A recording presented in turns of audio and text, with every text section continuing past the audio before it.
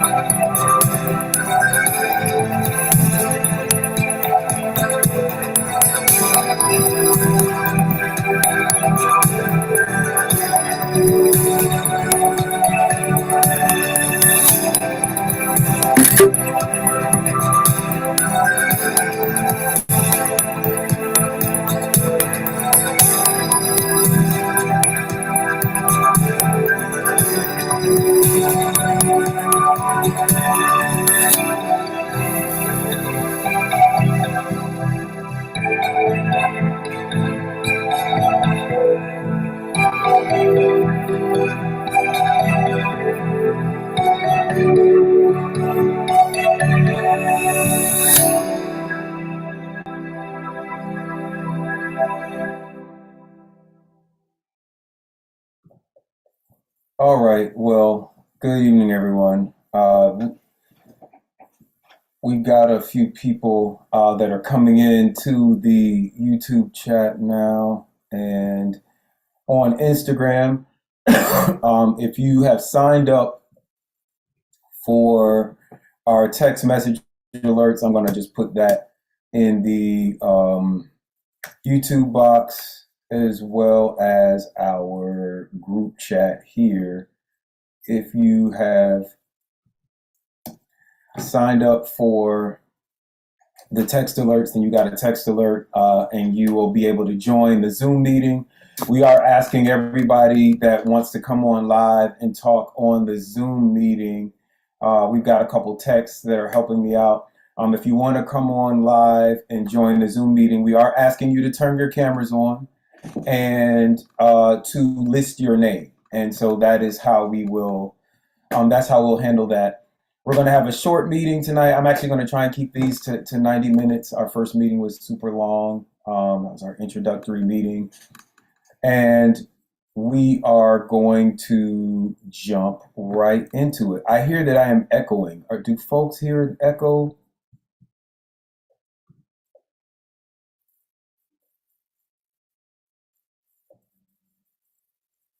It may be coming from my YouTube page, so I just closed that. So if there are comments in the YouTube chat, someone will have to, one of the texts, if you can let me know what people are saying in the chat.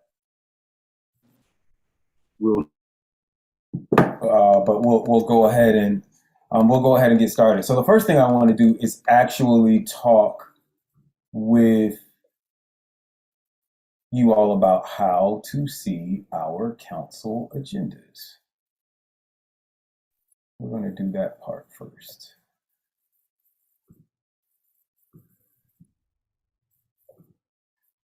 So you never have to wait for me to see our council meeting agendas. They usually come out on Friday. Our goal is to get them out by Thursday.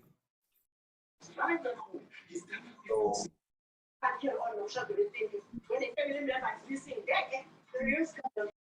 Mike here.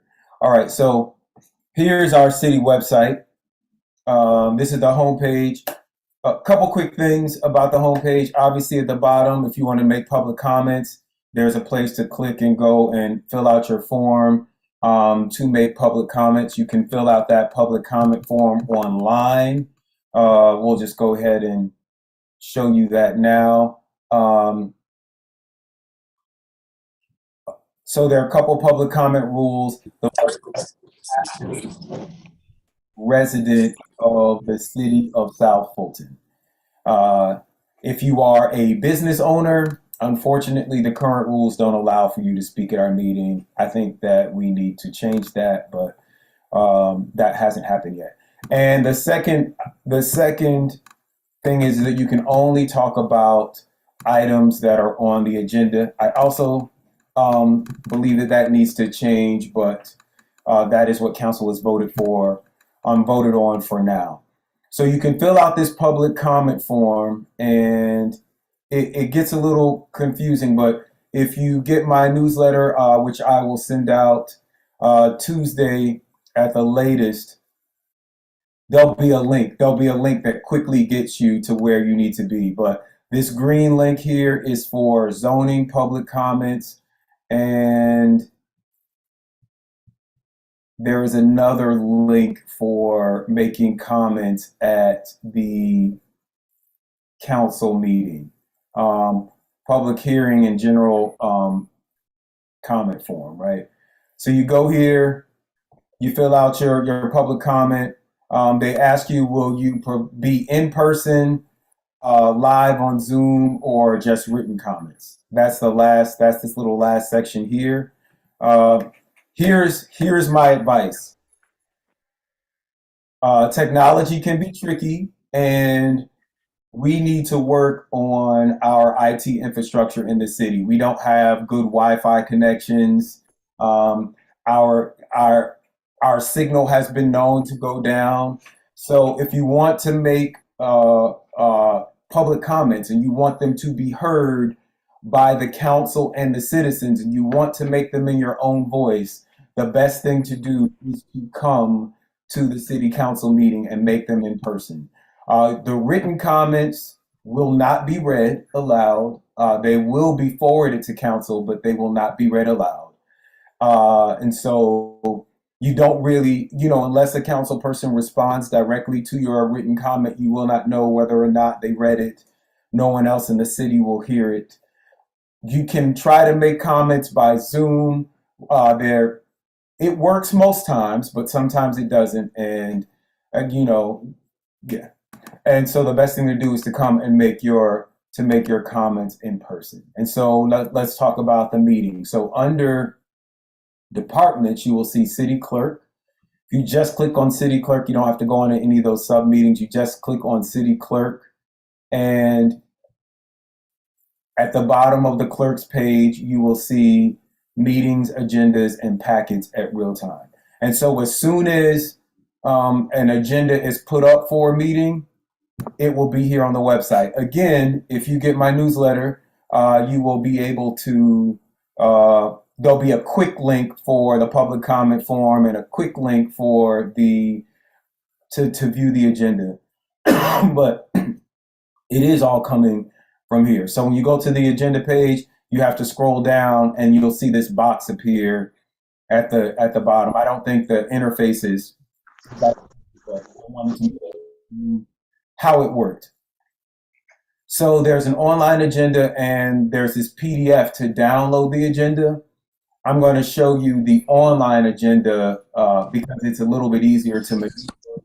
When you see the online agenda here, all of the links to the supporting documents are hyperlinked in blue, but you can just see the basic agenda. When you download the online agenda, you got to have a PDF, and some of these agendas are like 6 to 900 pages long. But when you click on the link, you can see, if there is anything attached, you will see that. There isn't anything attached here. I'm going to go back. So this meeting, we have 3 meetings in one. In November and December, because of the holidays, it's been council's mission to combine meetings. So we have a work session. You see this highlighted in gray here. We have a work session followed by the zoning hearings. That's what we do on the second Tuesday meeting. We have the work session and we have the zoning hearings. And then have the regular meeting. So on second Tuesdays, we have the work session and the zoning hearing. That's where we hear the zoning cases, um, things that developers are bringing and want to bring. I'm going to ask my tech people to make sure that everybody is muted because there's a little background. All that are just on mute. That'd be great. Awesome. And so the second Tuesday meetings in our work session, we discuss like topics at length. We go really in depth. We might spend like 20 to 30 minutes talking about a particular issue. We're not voting. We're just talking about the issues and then working them out. And then on the fourth Tuesday meetings, we have our regular meetings. That's where we actually do all of the voting. With zoning, we hear the zoning cases in the second Tuesday meeting. That's where everybody lines up, on 2 sides of the room. All the people for a particular development will get 20 minutes, and then all the people against the particular development, they'll get 10 minutes, and then all the people against the particular development, they get 10 minutes, and people, make their comments for and against. We do that on the second Tuesday.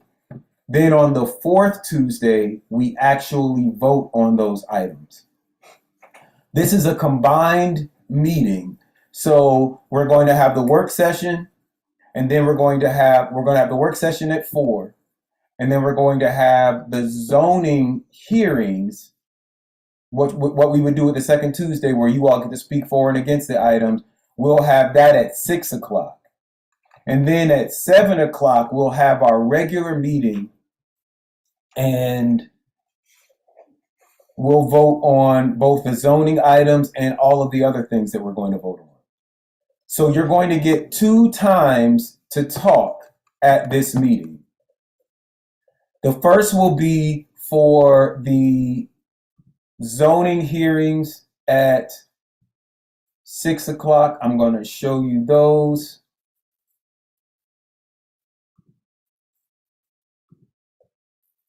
And the next time will be at 7 o'clock for the regular council meeting. So at 6 o'clock, the only items that you can talk about are these 3 zoning cases.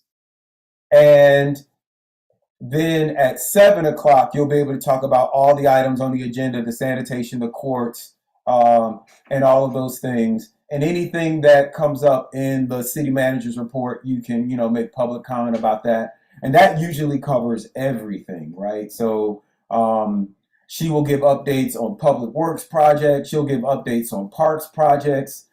So if you don't see the item that you're looking for, if you want to come and talk at the meeting about a particular item and you don't see it in the meeting agenda, the regular meeting agenda, it may be in the city manager's report.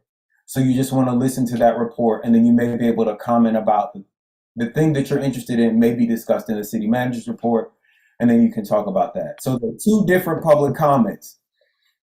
There's 6 o'clock public comment for our zoning items and the 7 o'clock public comment for the regular meeting agenda. And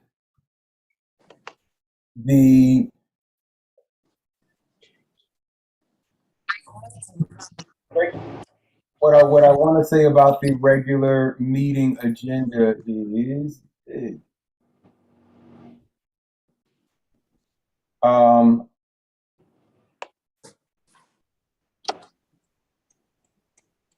obviously, because we have these three meetings in one, it's going to be a really long meeting. It's probably going to be an 8-hour meeting. I time the meetings out. You will see those timed agendas. And in the timed agendas, I think we're going till about 11 o'clock. So from 4 to 11, it's a long meeting. You, Mhm. you do public comment. You come at like 3:30 before the 4 o'clock meeting starts. However, you don't have to do that this week. You can come from 5:30 to 6. If you get there at 5:30, you can fill out a public comment card for the zoning items. And for if you come between 6 and 7, we'll actually be having the zoning hearing at that point. But you can come between 6 and 7 for that zoning hearing and fill out a public comment card for the 7 o'clock meeting. Now, if you want to show up at 3:30 or 4 or 5 or any time before then, you can fill out those public comment cards. But I just want to be clear with everybody. The zoning hearing starts at 6 and the regular meeting starts at 7. One of the things that I'm trying to do to make this meeting shorter is we're not actually going to talk about any topics at the work session. So I'm going to go ahead and pull up that work session agenda now and share my screen so that you can see it. So this is our agenda for the work session. Every work session, we talk about, we get a financial report from our finance manager and we get a city manager report from our city manager. And quarterly, we have an update from Public Works on all the transportation and public works projects that are happening in the city. And then after that, we normally would hear presentations. Last month, we heard that presentation from Farmer D about how we how we can preserve land in our city from being developed by creating, a conservation authority, and we talked about creating a conservancy and putting land in the conservancy so that it would never be developed, and then selling development credits so that we could have density where we wanted it, and preserve land where we don't want to see development. So that kind of in-depth discussion is what we normally have. But because we have these three meetings in one, and then we have an executive session, our executive sessions usually last for an hour or two, to keep the meeting from running over past midnight, we don't have any presentations in the work session. And instead of having our executive session at the end, we're going to have our executive session around 5 o'clock. So we'll hear the city manager and finance report. We'll go into executive session for an hour. Now our executive session will have an end time.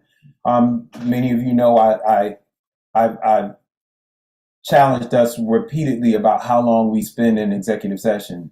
So this one will have an end time. We'll talk for an hour, and then we'll come out and have our regular meeting.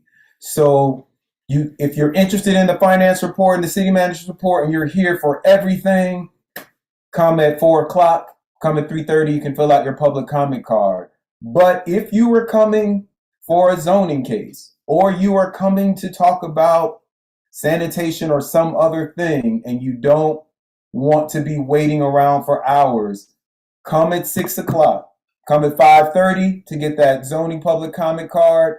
Come around 6 o'clock to fill out your public comment card for the rest of the meeting. So let's talk about the next items in the meeting. So the zoning and public hearing.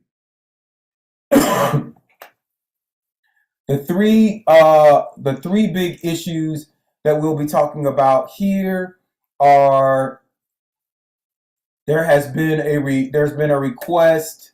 There is a project to do 26 single family homes on Wallace Road.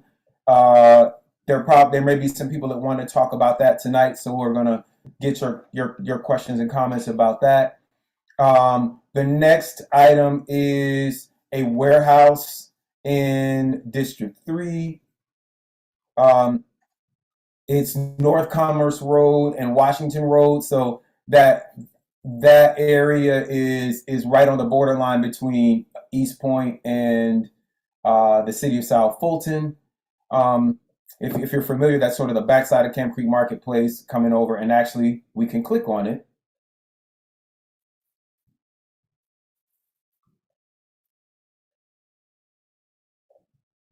We can click on it. I'm gonna stop sharing and then reshare. And this is the actual area. This is the actual area where the warehouse is. So Campbell Drive, it's off of Roosevelt Highway. You can sort of see that. Anyway, you can look through these. This will be in the newsletter, and you can see that. And then the last item is the last zoning item is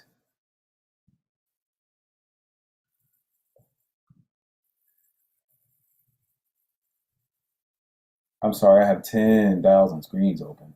Okay. Yeah. The last zoning item is a RV campground in District 4. I'll let you guys can click on that. If you got if you text Fulton to 33777, you are getting my text alerts, and I did just send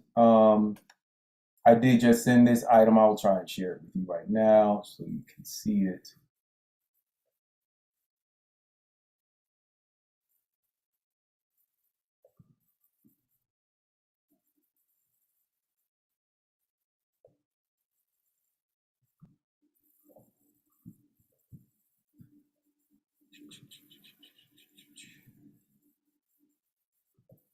And if one of the texts, if you could put in both the YouTube chat and if you can put in the YouTube chat and the Zoom chat, all of these links, that would be, there's a link in my text message that I just sent out that has all of the zoning docs, that has the agenda.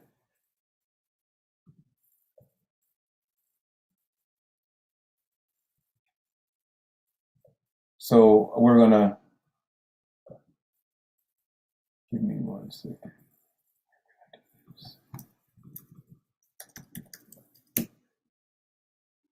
We didn't rehearse all of our choreography tonight, and we didn't have a long tech rehearsal. So my apologies for that.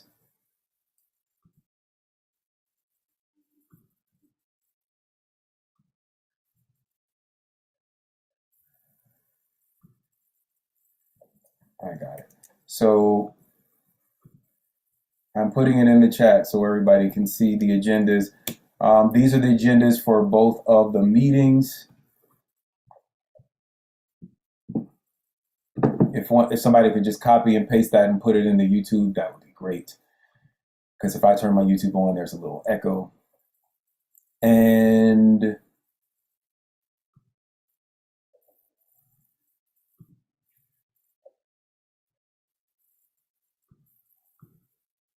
anyway, there's a campground.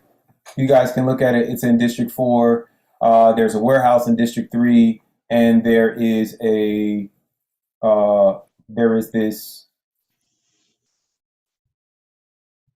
this development on Wallace Road. Also on the agenda for that meeting are some alcohol licenses. And I will show you those. So these are convenience stores. So we're not, and I want to be clear because in every meeting, it seems like we're approving all of these alcohol licenses at convenience stores. Most of them, I would say 9 out of 10 times, it is not a new license. We very rarely have given out new alcohol licenses. But what happens is that alcohol licenses are not automatically transferable if you buy a gas station.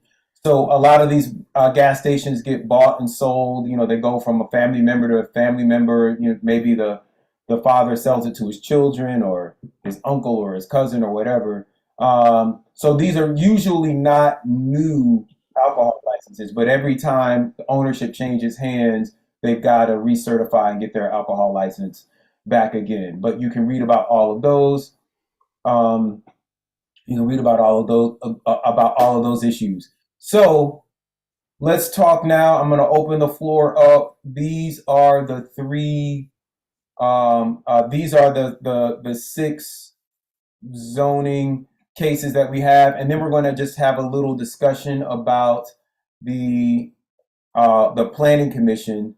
And I'll just say briefly, before a zoning case comes to us to vote on in city council, staff reviews it and then they make their recommendations. Then it goes to a planning commission, which is a group of community residents. Each member of council, myself included, appoints somebody to the planning commission. So it's 8 members from the community, from all of the districts across the city. They look at it and then they make a recommendation. And so you'll see when you see those zoning, when these cases come up, you'll hear or you'll read in the packet that it was approved by staff, but denied by the planning commission, and then it comes to us, and then we have to decide whether to approve or deny it, right? Sometimes both the planning commission and the staff say no to it, so that's an easy no for us, right? Sometimes the planning commission and the zoning commission both say yes. That tends to be an easier yes. A lot of the times we have our biggest debates where the staff has approved it because it meets maybe the basic minimum legal requirements, but the planning commission is saying, no, we don't want this in our community. And so in that planning commission meeting, you can watch those online as well. And I'm going to start sending out links when those are going live.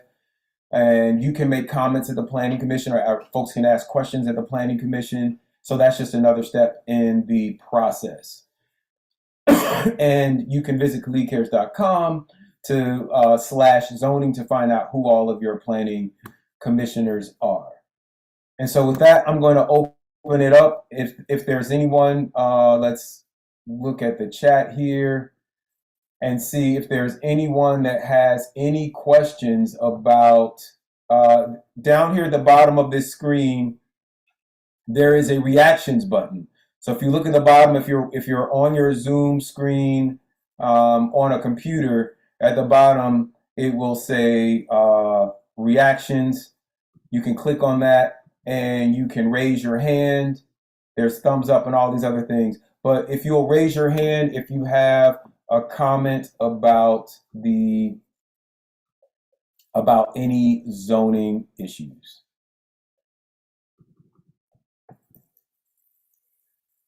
And I'm gonna see if I can send a little poll out. We're gonna get fancy. My text, you guys can text me as well. Do we have anyone that wants to talk about Wallace Road?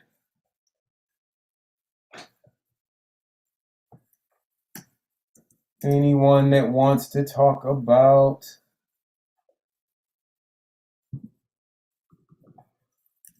the RV park? Anyone that wants to talk about? Hello. Yes. Hi, my name is Deborah Bonaparte. How you doing? Hi, how are you? Good. Okay, I need to read a little bit more because you just said something about an RV park and I didn't have time to read that far. My question is on the zoning from, looks like agricultural to light industrial. Do This we is know the- for the District 3 for the warehouse on Campbell. Yes. Do we know what percentage of occupancy on warehouses that are already in South Fulton? I have not seen that. Um, I have not seen that information. Okay. What I will say about that is, all right, so I just put a little, I put a poll in the Zoom if you're on the Zoom, and then I'm gonna see if I feel weird not being able to see the YouTube. So I'm gonna try it, and if you guys hear an echo, you let me know.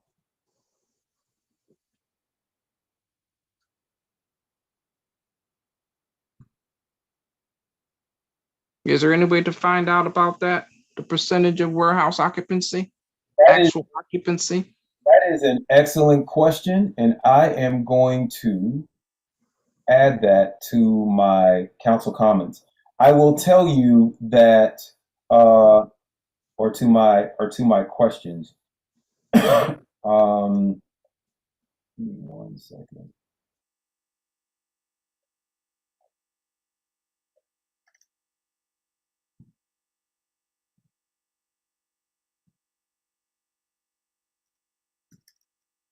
I'm making a note of all of your questions here. Okay. Yeah, no, that's just my concern. And I brought this up before some time ago about the number of warehouses going up. I'm sure it improves the tax base, I guess, to some extent. But the level of natural, the level of natural.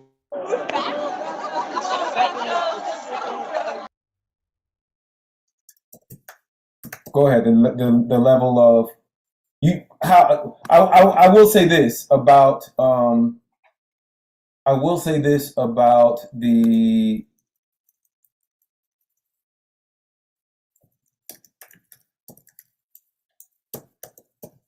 I'm a horrible multitasker, so let me type these notes in. What percentage of space occupied? Okay. I will say this. A lot of times,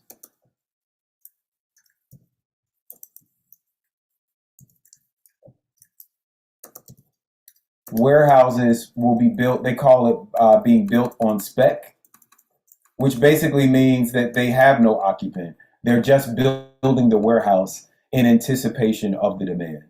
Most, if I'm not mistaken, we have not approved a single warehouse in our city. We may have approved, there are one or two warehouses that are in College Park, and I can only think of one actually that is in the city of College Park, but a portion of the parcel fell into South Fulton. But like the actual warehouse building is in College Park, but because the portion of the land is in South Fulton, we had an approval for that. But to my knowledge, we actually haven't approved a single new warehouse in South Fulton.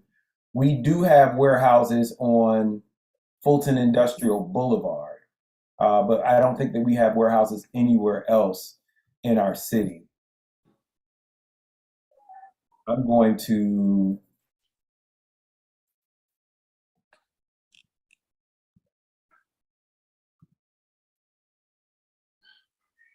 pull up this warehouse now to see if there's any, and then I will share this with you all.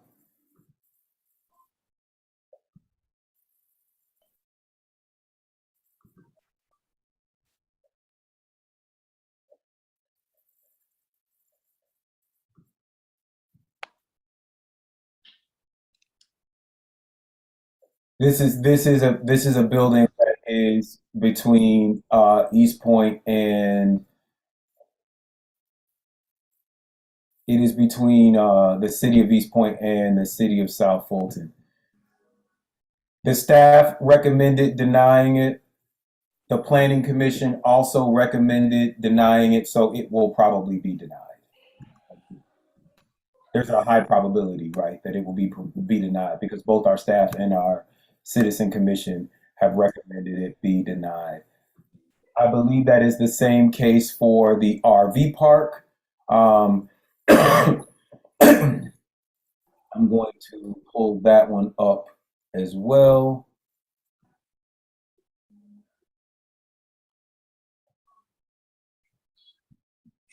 You can always do a quick jump down to the last page on the report to see what the recommendation was.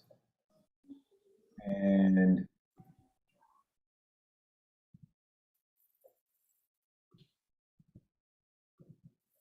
the recommendation of the staff and the Planning Commission for the RV park was also denied. So, well, there's a high probability that it would be denied because we just, we tend to follow the recommendations, especially when our staff and Planning Commission agree.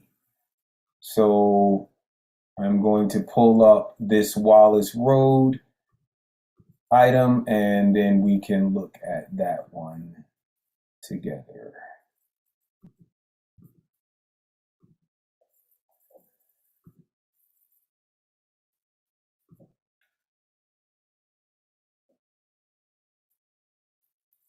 So for the Wallace Road issue,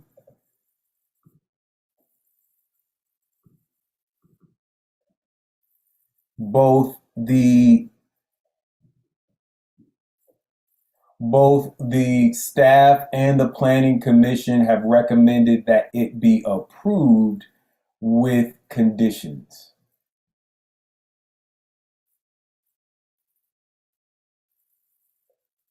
And here are the conditions that were requested to construct a deceleration lane on Wallace Road, so to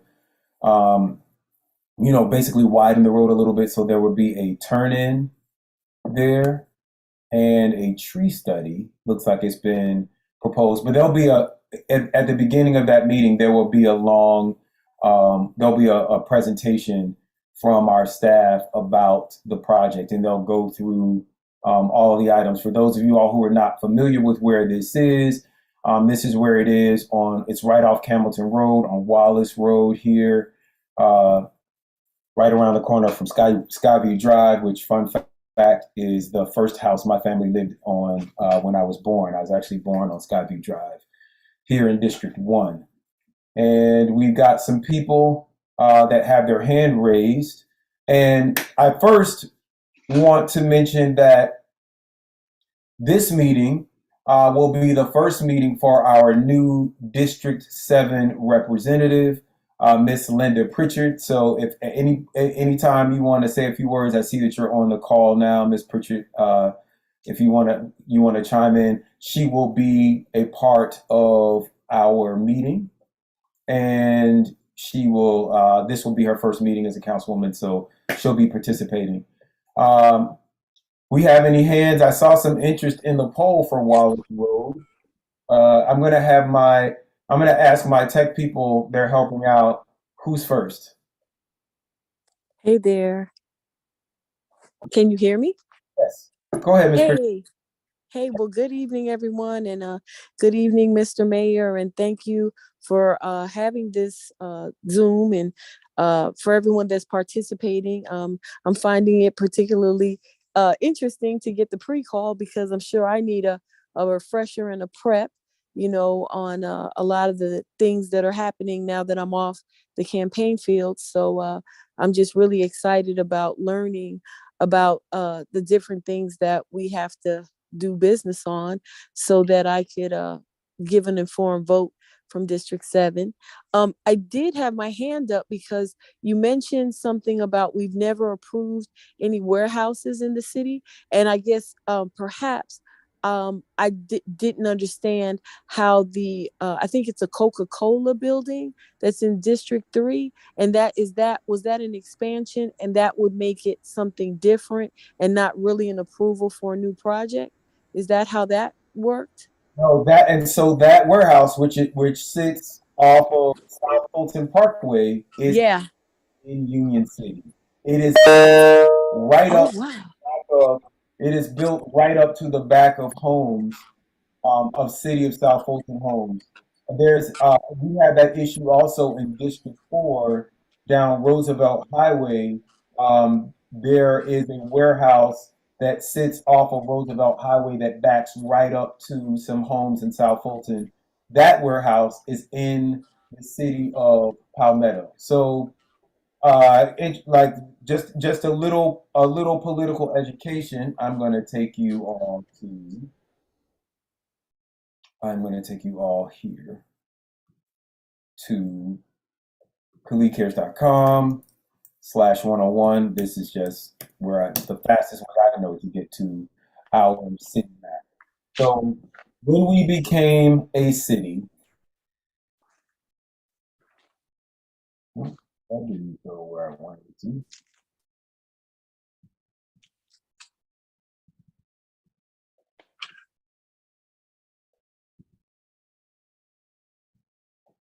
When we became a city and when we first had our vote to become a city in 2006, we voted no to cityhood. And when we voted no, all of these cities surrounding us, particularly College Park and Union City, and to some extent also Fairburn and Atlanta, they began annexing into their city some of the most valuable commercial properties in the area. So when you drive down South Fulton Parkway, though it is named South Fulton Parkway, you can see it here on this map. This stretch here that goes through the middle of our city, that is all land that now belongs to Union City. As you all know, when I was running for mayor, I had been talking about trying to get some of that land back, and the clock is running out. But we just currently don't have. I don't have the 4 votes on council to really go after that land. But Union City has put many of their warehouses along South Fulton Parkway. Down below that, where you see the word Union City, that's Union City proper. So it is. They have kept their warehouses away from their neighborhoods, but they're all around our neighborhoods, right? And so we need to do some more regional cooperation and making sure that people aren't building warehouses that are back up to our city. But to answer your question, that if you see a warehouse anywhere around South Fulton, it's not one that we approved. Our only warehouses are on Fulton Industrial Boulevard, which is where I believe warehouses should be. It is an industrial boulevard. So that is the industrial area of our city. Every city should have an industrial area, a commercial area, and a residential area, and we should keep them separate as much as possible. And we are doing that in the city of South Fulton and hoping that other cities will do the same. Any other questions about zoning? And if not, I will move on to the regular meeting agenda.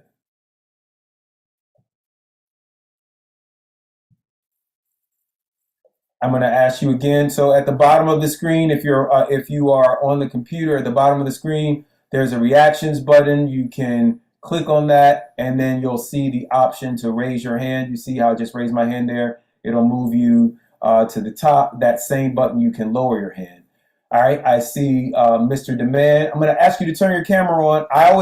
Whenever I'm talking in a meeting, I always have my camera on. I think it's important for us to see each other. So whether it's a council meeting or a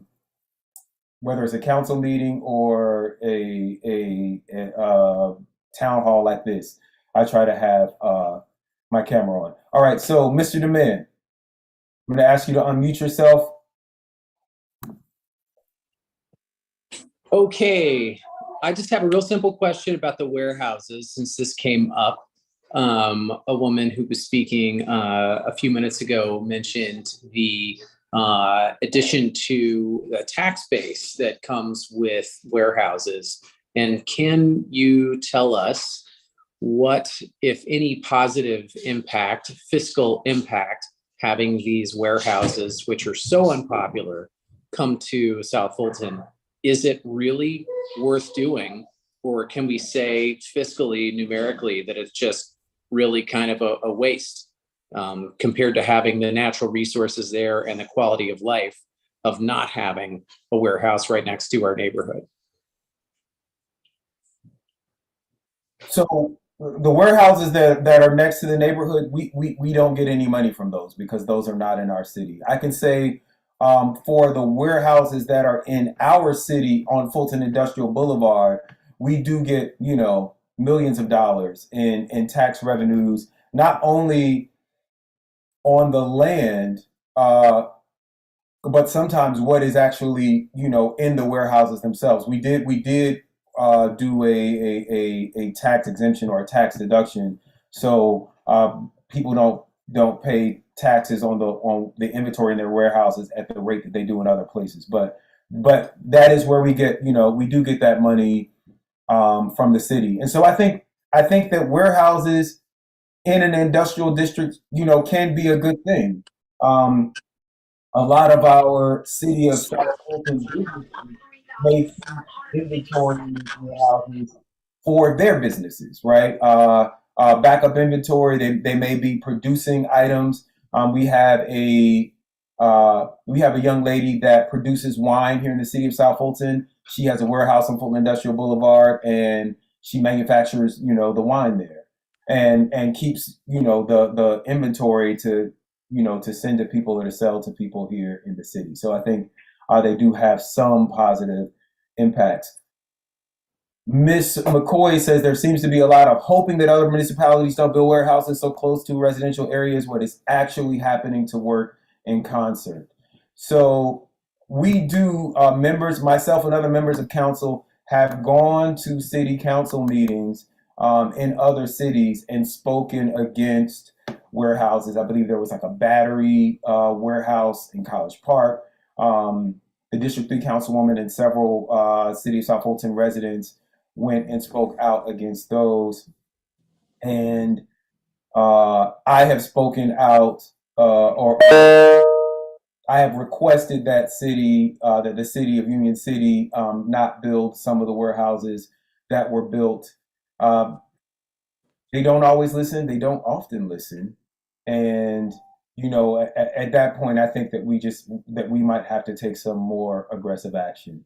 Interestingly enough, we can speak at Union City council meetings and College Park council meetings and East Point council meetings because they don't have the gag rule that we have, which is that you have to be a citizen of the city to speak at the meetings, right? And so that's another reason I'm not really super in favor of that rule, right? Is because sometimes you can be impacted by something going on in a neighboring city, and you want to go and tell their council, their city council about it. No one in Union City might live next to these warehouses, but for us coming and talking at Union City meetings, they might not know that there are actually families and children that are being impacted by these warehouses. So that's my answer. But I'm going to keep pushing for us to take some more aggressive action. That's pretty much all I can say. Like there will be legal remedies. So I'm not at liberty to talk about it. But I will say that for most civil, right, which are non-criminal cases, for most civil legal remedies, there's a statute of limitations, and that statute of limitations is running out. And so, if we are going to try and take action to stop some of these warehouses, and we want to take legal action, it's really something that we need to do sooner rather than later. I see Megan DuBose, I believe is her last name. She is our District 6. She's legislative specialist to my old district, Councilwoman Natasha Williams. So go ahead, Mr. Bowes. Hi, good evening, everyone. And thank you, Mayor Khalid, for having this space, for allowing citizens to speak and ask questions. I just had a simple question. I know you were doing updates with what was going on in different districts. So I just wanted to see if you could highlight anything that you would like to talk about in your old district, in District 6. Oh, no, right now, we're just going through the agenda. So this is just sort of a pre-meeting for folks to talk about the agendas. Sometimes we don't get, there's not enough time for people to talk about everything that they want to talk about in those 2 minutes of public comments. But what I'll do at the end, if you have some comments or some announcements about District 6, we will come back and talk about those. Is there anyone else though that has that wants to talk about any of these zoning issues? If not, we will go on to the regular meeting agenda.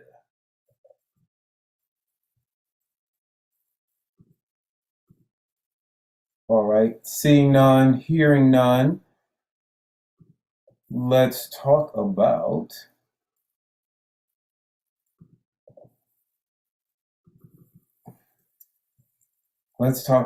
the regular meeting. I gotta go back.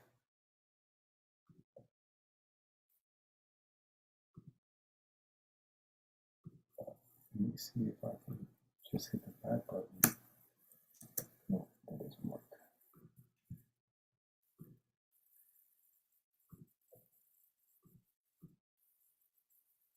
Give me a second. I'm gonna close some of these windows because I have so many windows open, and it makes it harder to switch back and forth.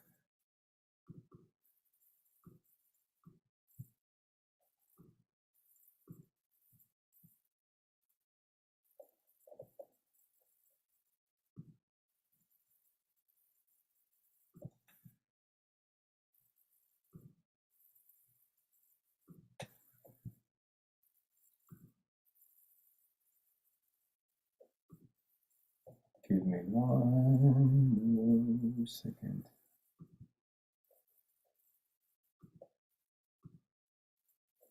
Okay.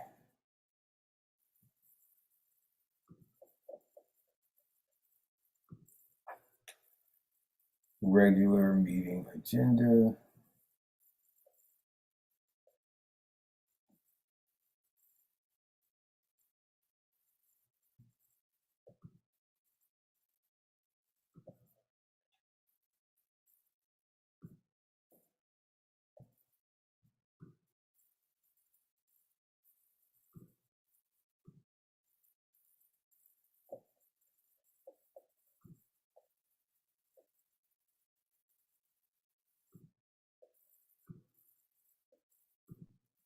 All right, here we go.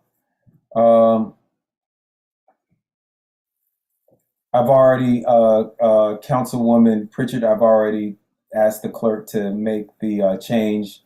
That seat is no longer vacant. But so this is our regular meeting agenda. I've done a couple of things, a couple of innovations that I've made to the agenda since being mayor. One is that I just time the agenda out so people can have a sense of when we are going to reach a particular topic. I'm usually pretty good about timing them out. So if I say we're going to talk about something around 9:40, that's usually when we talk about it. If I say the meeting is going to end around 10:45, that's usually when the meeting ends. We're usually out by 9 o'clock.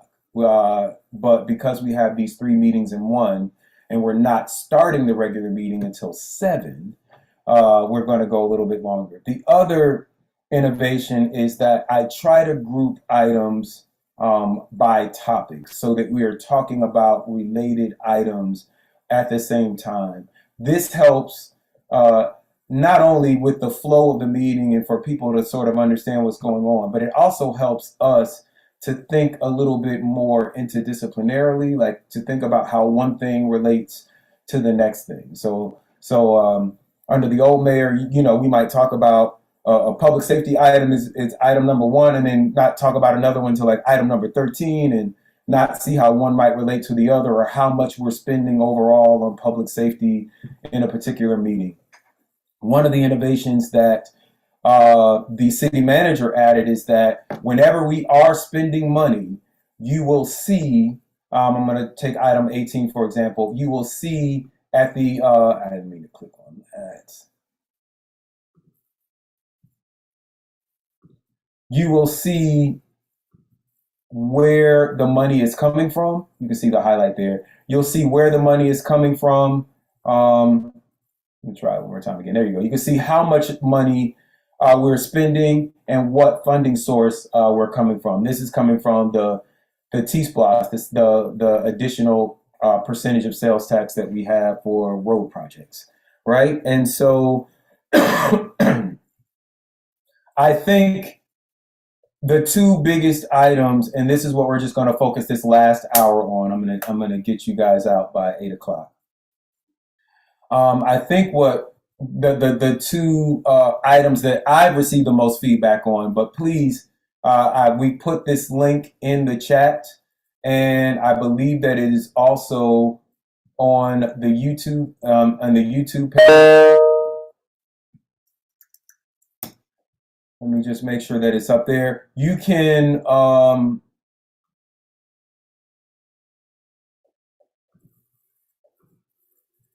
look at this council meeting agenda, go through it while we're talking now, and if there is an item that you want to talk about besides the two that I am going to discuss now, if there's an item that you want to talk about, let us know, and we will talk about it. We'll talk about it at this time.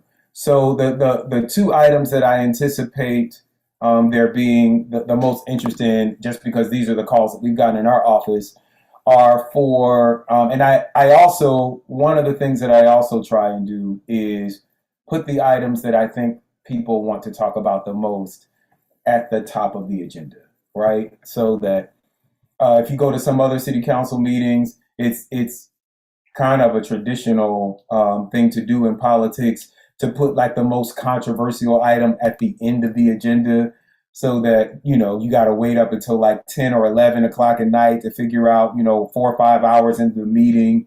And the hope is by then, right, everybody who cares about it is already gone home. The meeting is too long. And then these decisions get made at like the 11th hour in a meeting. But I put the two items at the top. The first is the municipal court lease. And the second one under Public Works is the approval of the contract with Waste Pro. So what I will say about the municipal court lease is, and I really pushed to have this item on the agenda and to actually have the lease in the packet.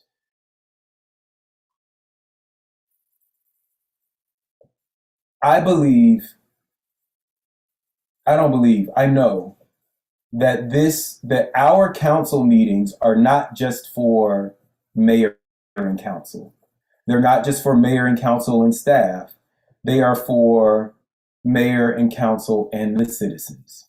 I talked about this earlier. The city of South Fulton is a corporation under the laws of the state of Georgia, and you all are our shareholders. So this is your meeting as much as ours. And anytime we are going to sign a lease and spend, that kinds of money, or hundreds of thousands of dollars, anytime we're going to spend $100,000 or more, or really tens of thousands of dollars, we need to have the item on the agenda. You need to be able to look at the item and then come and make public comment on the item before we vote on it. So we have never had a home for our city court. When we became a city, when we became a city, we didn't even have a court system. But once we set up our court system, we were initially meeting in Union City. We are larger than Union City by multiple magnitudes, right? We're 100,000 people, 89 square miles. So we have a lot of court cases, too many court cases for Union City. So we had to leave Union City. We then went to East Point, too many court cases for East Point. We were trying to work out a deal with Fulton County where we might use the South Fulton Annex. right? And then there's also a little courtroom next to City Hall on Fulton Industrial. You may not know, you may or may not know that, but there used to be a community court there for cases that deal with drugs and prostitution and things like that were happening on Fulton Industrial Boulevard. They had a little courtroom there for that, and so we were going to try and use those courtrooms, but Fulton County, I believe, closed their community court, and we were not able to use the court at Stonewall Tell because the pandemic happened. So the pandemic happened, and for 2 years, nobody was having court. And now that folks are having court again, there are backlogs all over the state, at state court, at county court. So the Stonewall Tell courtroom isn't available for us to use because they are running court cases every day there to try and clear out their backlog of cases. We need to have a courtroom because the Constitution says that people that are accused of crimes, even if it's a speeding ticket, have a right to, face their accuser, whether that be like the police or the city solicitor, the district attorney or whatever. You have a right to have your day in court. And for some cases, you have a right to have that court. And for most cases, you have a right to appear in person, right? And so by the laws of the Constitution of the United States and the laws of the state of Georgia, we are required to have a physical courtroom and have physical court. And there isn't any space in the city of South Fulton. One of the things that we need to work on in terms of economic development is building Class A office space. There's only one really nice office building in the city limits of the city of South Fulton. That is the Cascade Promenade building. If you're familiar with, it's on Cascade near Danforth Road, near Elizabeth Baptist Church, right? So that office building is really the only office building that we have in the city, and it is 90-something% leased. There isn't a space there large enough for us to hold court. So there are a few requirements, and we're going to talk about this at the meeting. But there are a few requirements that we need in order to have court. It has to be able to sit 50 to 100 people because we have these big calendars where people are coming in for court. It has to be ADA compliant, meaning that it complies with the Americans with Disabilities Act. We either have to have ramps or an elevator. People of any ability need to be able to enter and exit the building, right? And then the last one is that it has to be a secure building.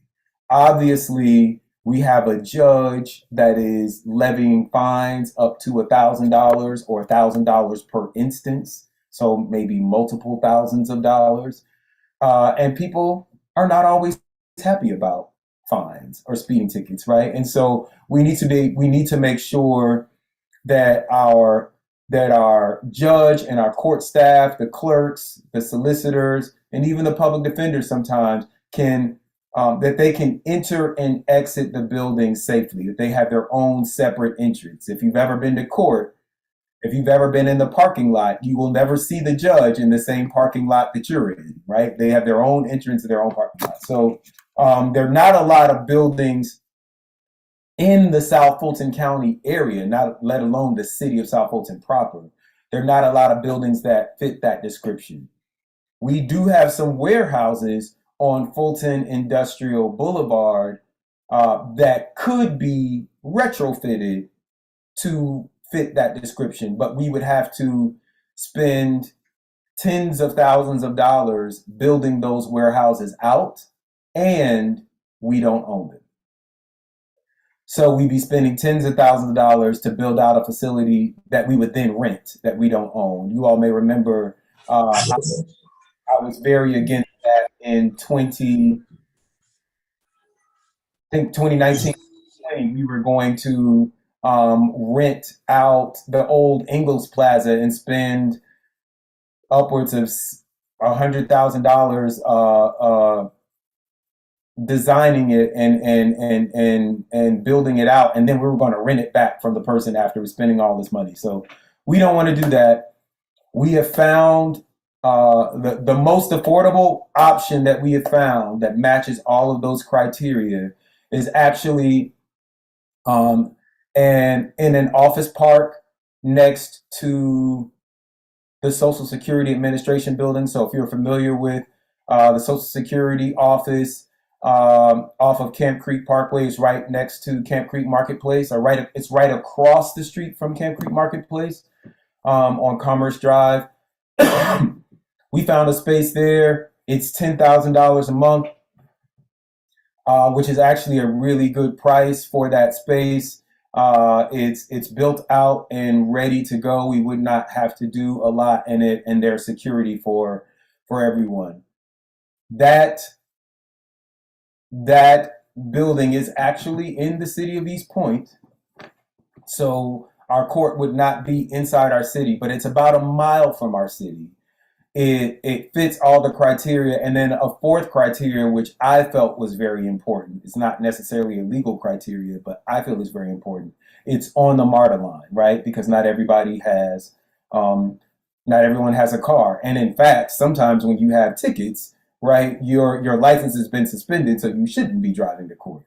And so it's on two bus lines, at 66 coming out of H.E. Holmes, and I want to say the 84 that goes through Camp Creek Marketplace that comes out of College Park. But it's $10,000 a month, or somewhere around there, a little bit less, which in contrast, the police headquarters that we are renting in the city of Atlanta is $21,000 a month. But we got to have court. We got to make sure that we're giving people their constitutional rights of having a physical courtroom where they can appear and dispute their charges. And so that is why I placed that item on the agenda. I'm telling you all about it now, and I'm writing about it in our newsletter, because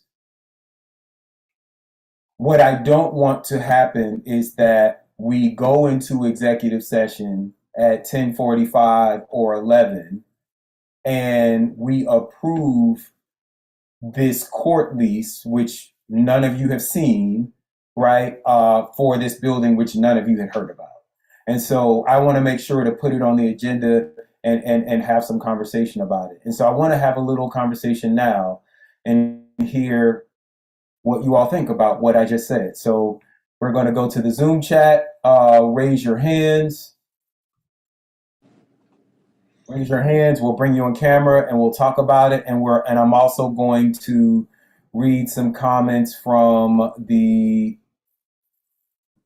YouTube page if people have things they want to talk about on the YouTube page.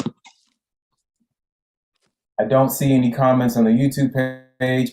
Someone must have a comment or question about us moving our court. Well, we're not moving our court, but setting up our court in the city of East Point. The last thing that I will say is this is temporary, as is the case with the police station. We have bought about 20 acres of land on Old National. The Jackson's Music Store and the State Farm building across from the Ingalls at the end of Old National, and some acres around that. And so we plan right away to begin building a police precinct and a courtroom. So hopefully by the end of the year, 2024 at the latest, we'll be able to move those operations or the bulk of those operations back into our city on Old National Highway. But for now, like this is where we got to have court. We have been looking. I will say that we've been looking for months. I've been pushing the city manager to hire a real estate person to handle not just like courts and police, but we're growing as a city, right? When we became a city, we had to set up a parks department, a fire department, a police department, planning and zoning, all of these departments. We're in and we're in an office building. And our city hall is in an office park off Fulton Industrial Boulevard. And in all fairness, all cities, when they started, from Sandy Springs to Peachtree Corners to Sewanee to wherever, they all started in office parks. And it took them 10 years or more, right, to build a city hall. Some of them are still in office parks. So I've asked the city manager to get a real estate person to sort of plan out our real estate for all of these departments over the coming years. And we have begun buying land for all of these departments. You know, that's something that I pushed for as well. But until we get those things built out, here is where we are.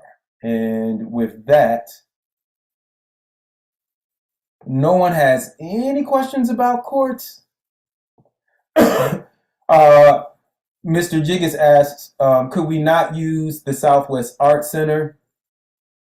The answer is no, because there is so much there is so much programming happening at the South Fulton Art Center. So the stage is completely booked for the entire, for the entire year, and it's actually already getting booked up for 2023. And those are revenue generating things for our city, as well as, I mean, it's just important for us to have arts and culture in our city. Those are revenue generating things. Over at the Annex building for Southwest Art Center, we have programs there as well. A lot of our senior programs are there. You may recall that we had to close Cliftondale and the South Fulton Art Center in the Cliftondale area because of asbestos. So all of those programs got moved over to Southwest Art Center. So yes, there is no room. We are bursting at the seams in the city of South Fulton, which is why we have to buy this land and build things out for our city. Anyone else have any other questions about our courts? I am going to do another poll here.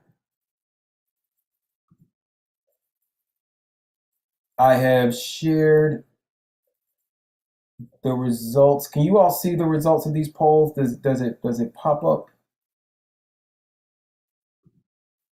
Let's see.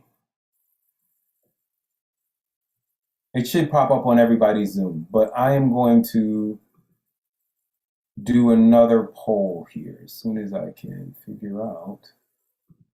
Okay.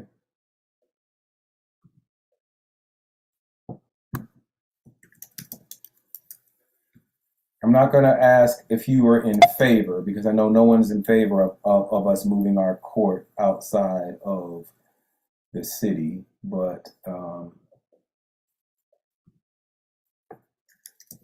are you okay with temporarily setting our court at Camp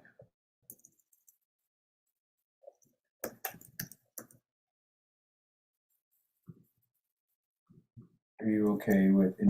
It's making me edit the question. Are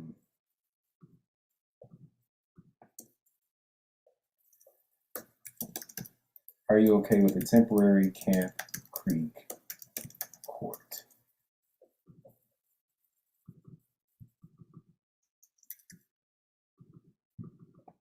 Okay, so for those of you on Zoom, I am putting the poll out there.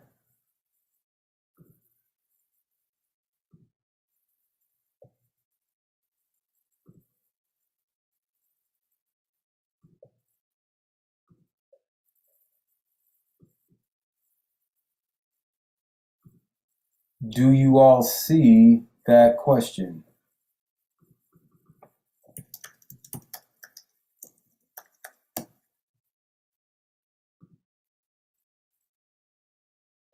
No, it's not launched. How do I launch it?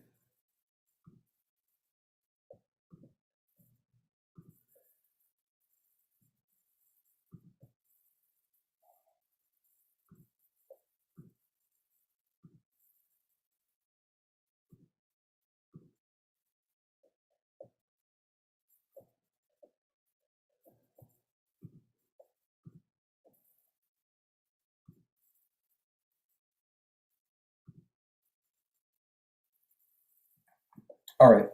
So I'm having a problem launching. I'm having a problem launching. If someone has a problem with the court, please raise your hand. If anyone has an issue with our court moving, please raise your hand. And if not, we will move on.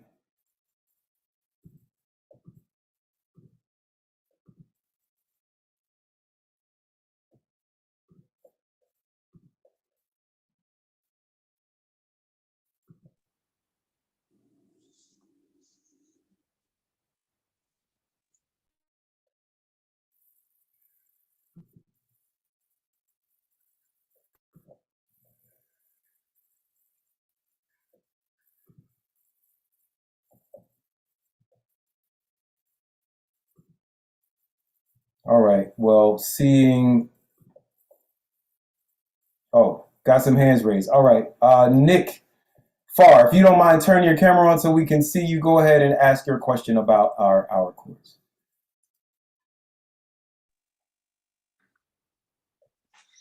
My question is that I understand you're moving it to East Point, but what's wrong with using the old National? We already have a lot of Fulton County business Fulton Industrial, and why we can't use that area as well for courts.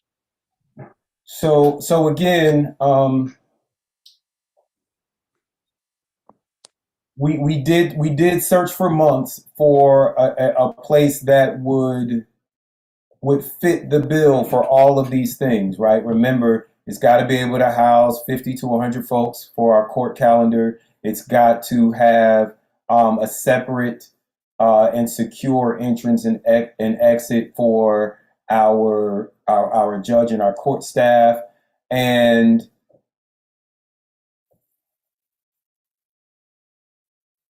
we were looking, and the third one isn't necessarily a requirement, but we wanted something that was already built out. So there are spaces on Old National and Fulton Industrial that we could lease, right? Probably for around $10,000 a month or less. But then we would also have to build them out, right? So we might spend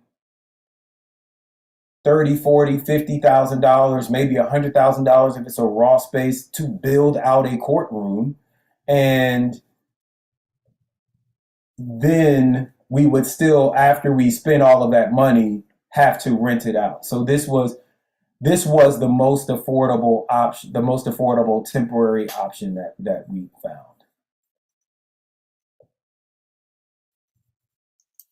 Does that answer your question?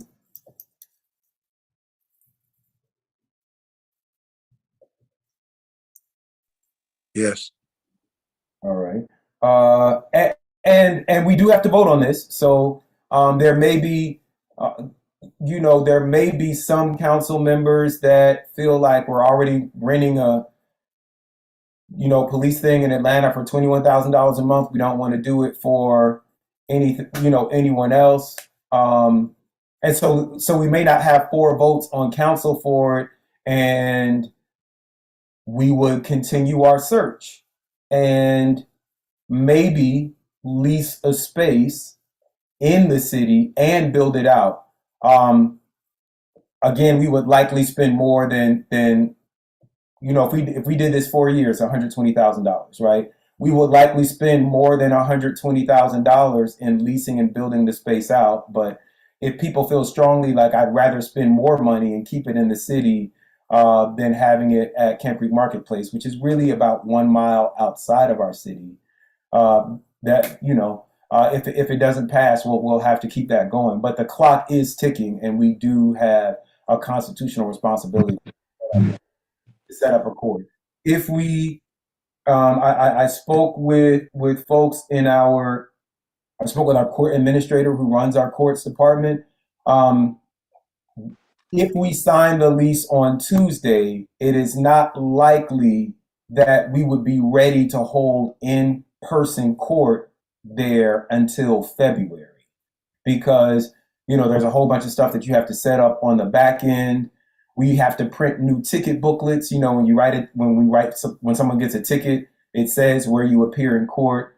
And there's still, some work to move, computers and laptops and files and everything into the place. So we're looking at a February start date for court if we make this decision on Tuesday. If we delay it and keep looking for places, then we're also delaying when we start our in-person courts. Mr. Jiggins. Good evening, Mayor. How are you? I'm great. How are you? I'm well, sir. Thanks for having this forum for us to communicate and get some insight. I value the insight that our mayor and council, put forth in guiding us in our city. But my speak about the Southwest Arts Center, I think it meets all the criteria that we have. I would love to know if there's actually been a financial study to see if the courts generate more revenue than the programming at the Southwest Arts Center. And don't get me wrong, I'm a creative. I'm 110% in support of the arts. However, this is not a selfish thought process. I actually would have thought that the city would have saw that asset would be more viable for us in housing our courts and keeping the money in-house and the revenue that may be generated from the tax dollars. So I'm definitely coming not from a selfish standpoint. And I have friends who operate programs there. So can you speak to that in just a little bit? I mean, because it does seemingly meet the criteria, except maybe, which you said wasn't, I think, a legal component, the capacity for judges and staff to leave safely. Because that element, I don't think exists at the annex building as well, because you can leave in and out of there and, everybody park in every parking lot at the Southwest Arts Center. I mean, at the annex. So I'll yield. Well, there are different entrances. There are different entrances at the annex, and so I think if you're coming to court, right, you have to come through one particular entrance with the metal detectors, and the judge is coming from a different entrance on a different floor. But I do think Southwest Arts Center meets those things, but also keep in mind, and you know this because you worked in the arts, Southwest Arts Center is already booked for 2023, right? Like the Christmas show for 2023 is already booked. I am planning to hold some in-person town halls there, and I asked for dates to be reserved, right? Because I wanted to do these courageous conversations live. We've got our State of the City address, and there were only about 6 or 7 dates on the 2023 calendar that were open. So, there's that building is already committed. I guess anything is possible, right? It is possible to cancel all of the. I don't think they have to be canceled, right? They could. We could share space with another municipality when it comes to the facilities. Like Union City just built a facility for arts programming right off of Roosevelt Highway. That would probably be more advantageous and cost effective compared to the revenue generated from the courts. And again, I won't debate it. I'm just throwing it out there. I'm not in favor of getting rid of the arts. That's not my pitch. I'm saying that programming could happen somewhere else. And I think we would, as a city, would generate far more revenue from courts than the programming at the Southwest Arts Center. But I yield. Thank you for your response. It's worth some discussion, and perhaps we will talk about it at a council meeting. But I will say any of those facilities, College Park, Union City, they're all the same. Like those facilities get booked up in advance, so I don't think they're available. What I was going to say is that maybe at the annex we might that programming, but I am certain that seniors would have something to say about that. And that is not a fight I am willing to take. I think that I personally think that this court is, I don't get a vote, right? Unless there's a tie and I have to break a tie. But I personally think that this is a good deal. $10,000 a month is not that much. It's, it sounds like a lot, but it is, for this kind of office space, it's not that much. This is centrally located, so whether you are coming from Cascade in District 1 or you're coming from Old National or Roosevelt Highway down in District 7 or District 4, this is sort of centrally located in the city. So, I mean, I think it's a good deal. If I had to vote on it, I would vote for it. It is temporary. All right, we're going to move on to what will probably be the main event on Tuesday, which is this citywide sanitation. So as you all know, the council voted to select Waste Pro to be our sole sanitation provider. And at the time that we announced the vote, we hadn't approved the contract. The contract is apparently still in the works because it has also not been included in our council agenda. And I want to say a little bit about this agenda because I'm sure I'll get some pushback about it. If these things get added to the agenda, they'll be added on Monday. It'll be a 900 to 1,000 page agenda, and people will say, "Why is this agenda coming out so late?" I actually meet with the city manager and the city clerk to approve the agenda a week before the meeting. And because Tuesday is election days or holidays in the city of South Fulton, so we have all these holidays in the city of South Fulton. We actually met on Monday. By last Wednesday morning, the agenda had been approved. And beginning Wednesday, I was even trying to remove items from the agenda so that it wouldn't be so long. So my part of making the agenda was done by Wednesday. And what is supposed to happen is that every department that wants to have an item on the agenda is supposed to have all of their items submitted before we even meet. So before we, on that Monday, we should have had all of the items for the agenda. We should have had the contracts back. We should have had the court lease back. We do have the court lease, and I asked for it to be included in this agenda, and it was not. So I am going to follow up with that because you all should have that lease. But you know the details now because I've told you, and I'm going to put it in the newsletter. I don't know what is going on with the sanitation contract, why it wasn't included. It may be that it is still being negotiated. It may end up being removed from the agenda. But I have always said I won't approve or sign off on items that the public hasn't been made aware of. So it's going to be really hard to sign off on these items when you all haven't seen them. So I'm gonna put some pressure on our clerk and our attorney to get these items before you all to review. Do we have questions or comments just in general? So unfortunately, we don't have the contract to review. I will say the price that we were quoted when we made the announcement was $1,871 a month, which is a really good, I think is a really good price. It doesn't include recycling, unfortunately.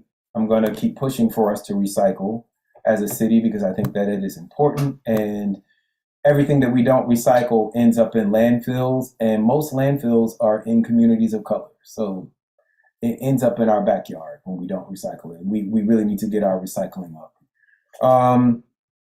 But it doesn't include recycling. It does include what is it called? Backdoor service for seniors. So if you are a senior, there will be backdoor service. I'm not sure if currently there are discounts for veterans and there are discounts for seniors. I don't believe that there are discounts for those, but all of those sort of fine details are what is going to be in the contract. Connie Robinson, shout out to Connie Robinson, who's joining us tonight, and these concerned homeowners of South Fulton. She has a confederation of homeowners organizations across the city. So you all get in touch with Ms. Robinson if you want to find out about that. You can message her now in the chat if you want to make sure that your community is included. But she brought to me a recommendation that I have asked for, and that is a set of penalties. So if trash isn't being picked up, if cans are being left in the street or trash is being left in the street, if there are issues, what sort of financial penalty will we give? For every 100 complaints, we'll fine Waste Pro this amount of dollars, or after so many complaints, we will cancel the contract with Waste Pro. So we want to make sure that there's some sort of penalties for corrective action, because that wasn't something that we had previously. We did also ask, there will be a call center. It will open the call center hours in the proposal were from 8 to 5. I asked that they be from 8 to 8. So at least for the first 90 days of service, that call center will be open from 8 to 8. It looks like the service is going to start in June. That is the projected start date, because Waste Pro has to obtain trash cans, right? We got to get all the trash cans made. They're going to have RFID tags on them so it can be tracked to know like when they were picked up. They're going to have QR codes so that you can scan the QR code to get in touch with customer service. So we're trying to use all this cutting edge technology. And of course, they're going to be stamped South Fulton. So it's going to just be another way that we create our city identity, right? So you'll have these South Fulton trash cans. But they're going to get delivered in, it looks like around June. The bill, so we are assuming until we see the contract that it is going to be that $18.71 a month. That price may change because we asked for this call center. It may change for some other things that are being negotiated that I don't know about between our attorneys and their attorneys. I have been kept out of the loop on a lot of these negotiations, and so I will be hearing it when you hear it. The plan for billing, the suggested plan for billing is for Arthur Ferdinand, who is our tax commissioner, for the tax commissioner's office to send out a bill. So when you get your can in June, you will also get a bill for that year's worth of service. If you have a mortgage, you should be able to talk to your mortgage company and have that rolled into your PITI, like your monthly payments. If you don't have a mortgage, you lucky people that have your house paid off, you would just pay that bill. It looks like 1871 times 12 is 224, so the bill would be around 224.50 unless that changes.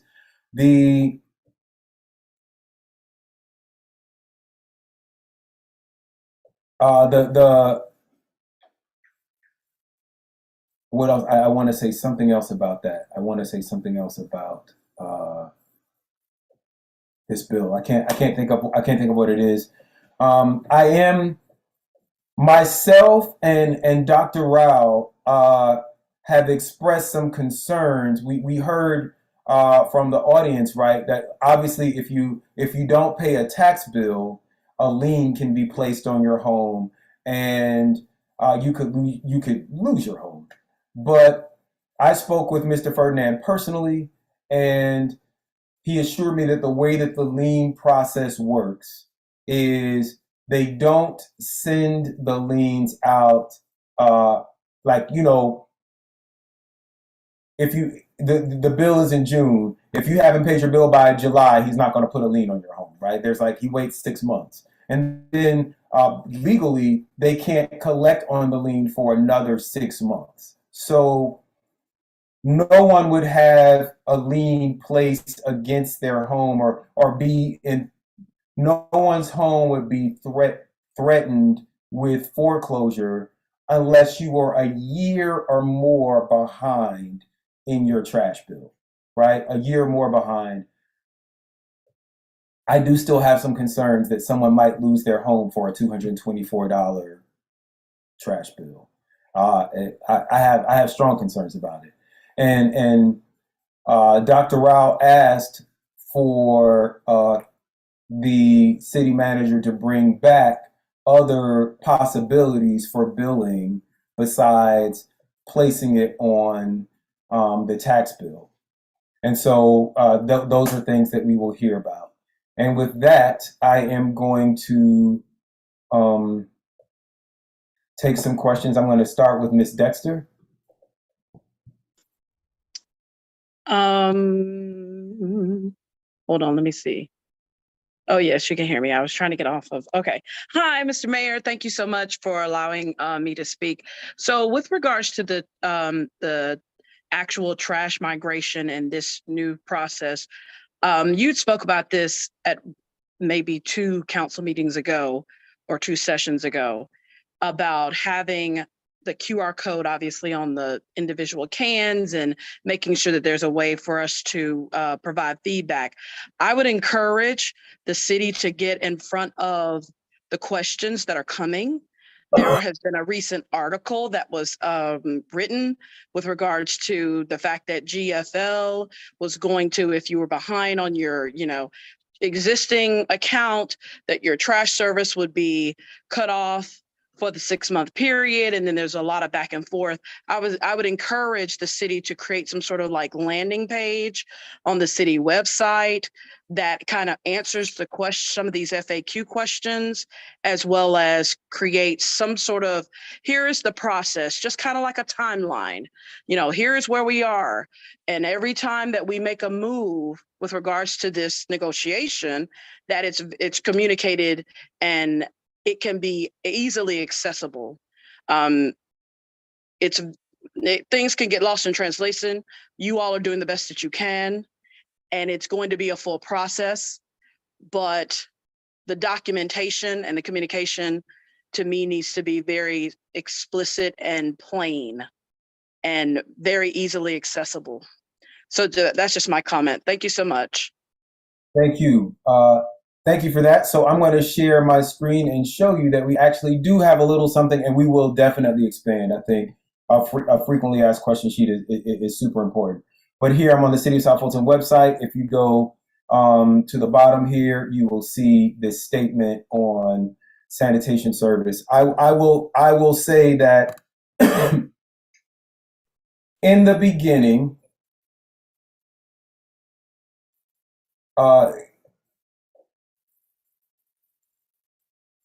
we were receiving reports that people who called into GFL, that customer service agents were telling them that their service would end on December 31st, and that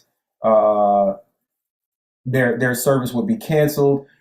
Since then, the assistant city manager, Don Toms, who's really been spearheading this project, met with GFL. They have agreed to continue providing service until Waste Pro is set up and ready to start citywide service, should we head in this direction. And there was some discrepancy At first, we were hearing that the only people whose service was being canceled were people who were behind on their bills. I have since met people who were not behind on their bills, and they've had their service canceled.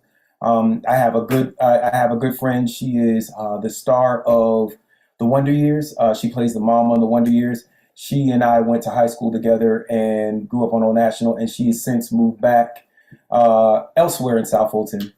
Bought a big house in South Fulton, and she signed up for GFL service. They canceled it the next day.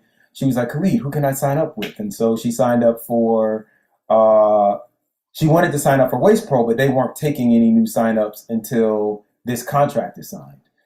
So she had to go back, I think, to GFL. Some people are reporting that they have been canceled and that in order to be reinstated, whether their bill was delinquent or not, that they have to pay a $100 restore fee, as well as around $150 for 6 months of service. That they had to pay all of that up in advance. So they basically had to pay the $250 that they're going to pay in June to start service with Waste Pro, that they're having to pay that. If that has been your experience, please let me know. You can contact my office. You can go to khalidcares.com/contact. You can send an email to Khalid Cares, and I'm going to just pull up this statement so you all can see the entire. You can see the entire website. You can go through and review this website and see the statement that they've issued about some of this as well. And we're going to talk about it at the council meeting. But if whatever concerns you're having, I'm going to put my email in. I'm going to put my email in the Zoom chat as well as the YouTube chat. And if you are having any issues, I definitely want to hear about them.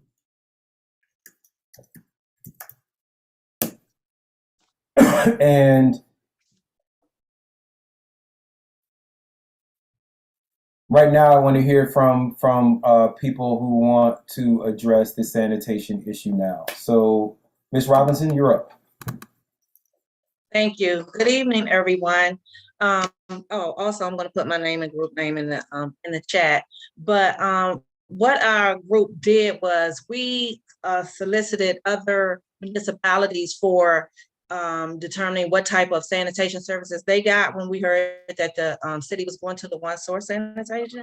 And so we did come up with a bunch of comparisons, especially as it relates to size, population, and things of that nature.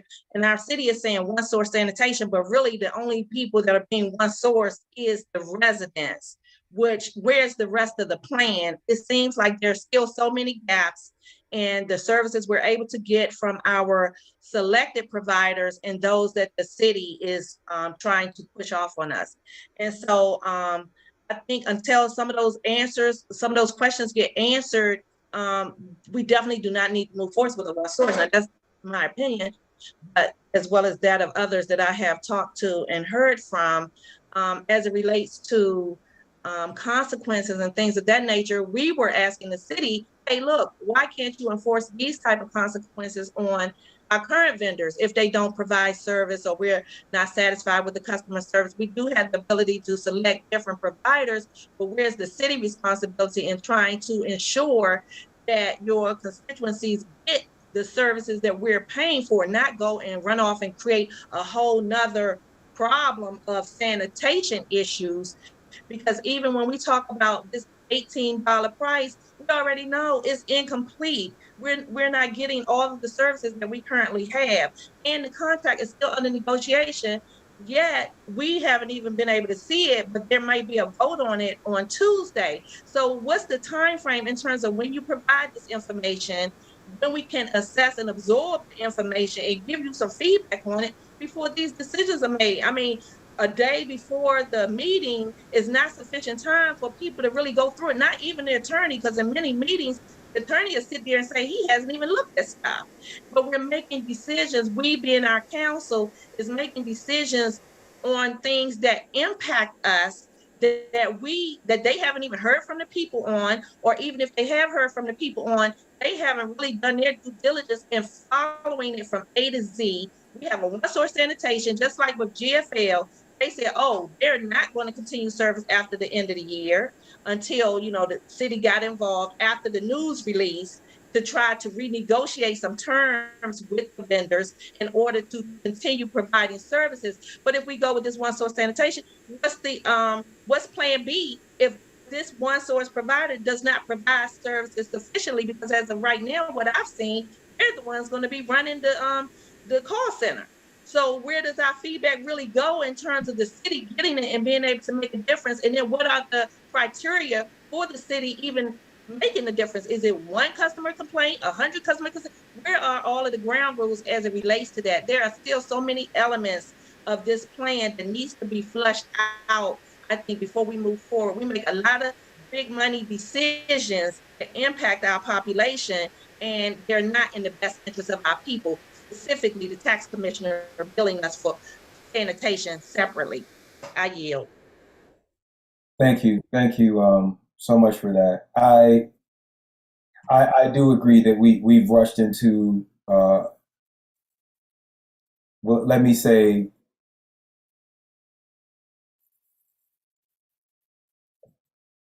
over my objections as mayor. Our council has voted to enter into some financial obligations where I don't think that we spent enough time, or enter into some actions where I don't think that we spent enough time fully understanding all of the unintended consequences. You all may recall that back in the summer, it might have been October or September, I tried to put this issue on the council agenda so that we could talk through some of these things. And it was pulled off the agenda. We later found out that that wasn't even allowed for council to do. And here's where we are. But we haven't voted to approve this yet. It might be possible that this is still not ready on Tuesday, and we are asked to we're asked to postpone it.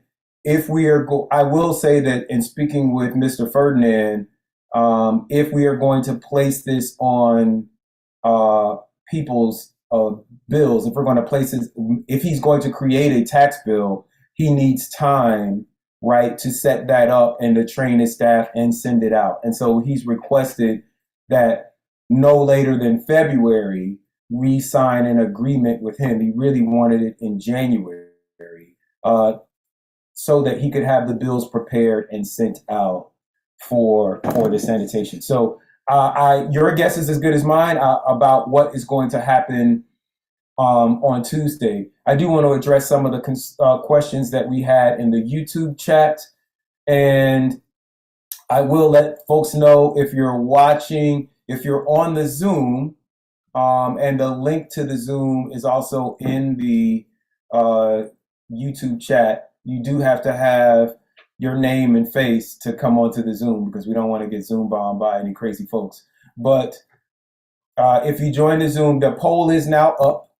So you can take that poll, and right now we're at about 56% against and 44% for. So but that's only 9 people. This isn't a super scientific poll. But let me ask a couple. Let me answer a couple of these questions.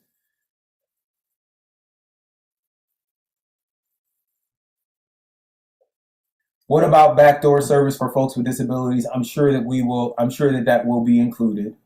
And I am going to actually, thank you. These are great questions and great feedback. I'm going to add that to my list of questions for this meeting. The other thing that I was going to say about the the other thing that I was going to say about the sanitation contract is I had asked if exceptions would be made for people. There's some people who take their trash to Merc Miles, and you know it costs $10 to take your trash there. You can take a whole bunch of trash for $10, and so some people are paying, you know, maybe $10 a month versus $18 a month, which is $18 a month is still a good deal if we get it, you know. And when you add on $4 a gallon gas, I'm not sure you're saving that much money taking your trash to Merc Miles. But I asked if there could be an exception for people who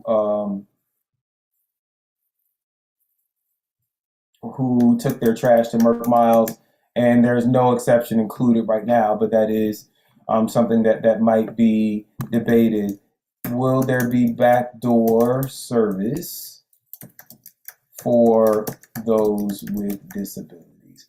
I'm going to go out on a limb and say, of course there will. We will make sure that there is. But if it's not in the contract, it's not in the contract. So that is a question to ask to make sure that that is included.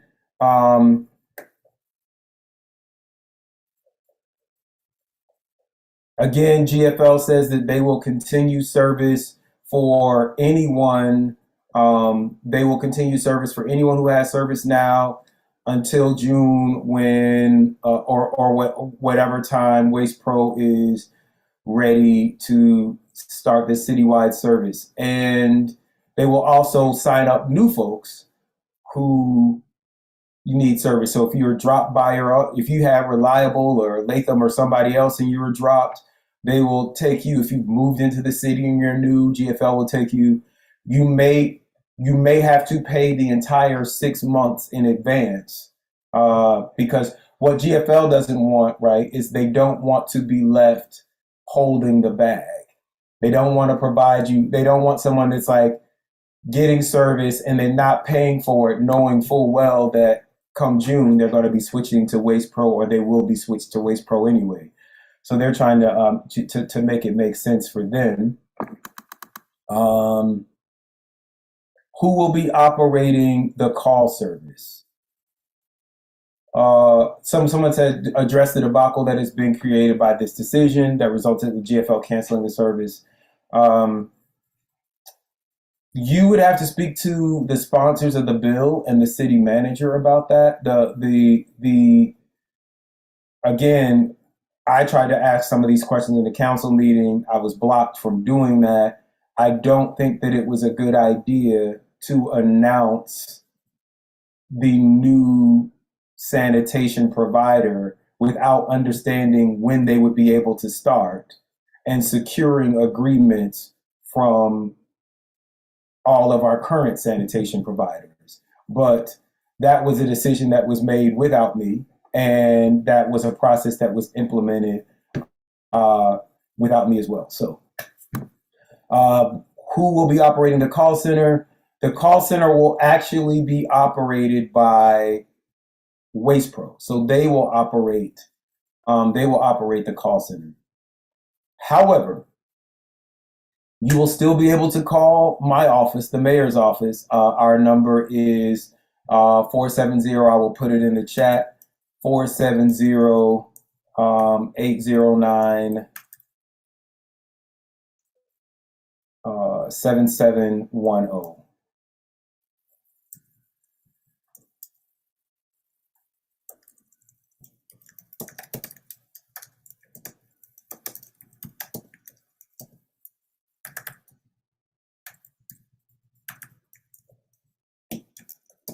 Or you can go to khalidcares.com/contact. And I was just putting that I'm putting that in both chats as well. JC Sebastian is on. He is one of the sponsors. You can contact him at jc.sebastian@city.gov. I continue to do Mayor Mondays. So if you have issues, you can always set up a Mayor Monday appointment. You can always contact our office to let us know about your concerns. We are, my public advocate, Otway, is tracking all of the concerns that we get in. And I'm just putting this in the chat as well.